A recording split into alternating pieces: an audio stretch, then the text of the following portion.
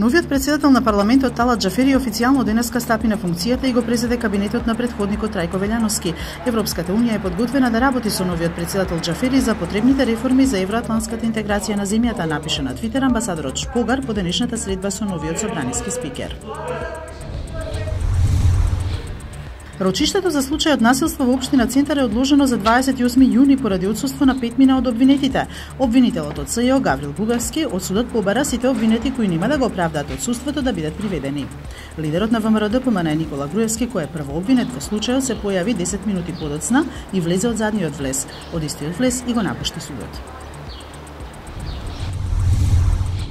На неколку дена пред обележувањето на 3 мај, светскиот ден на слободата на медиумите, во Македонија, по речиси 20 години опстојување, се затворија неколку весници кои некогаш беа бедем на слободното новинарство, се вели во соопштението од независниот синдикат. На денот на слободата на медиумите Македонија оваа година на скалата на Репортери без граници е последна во регионот.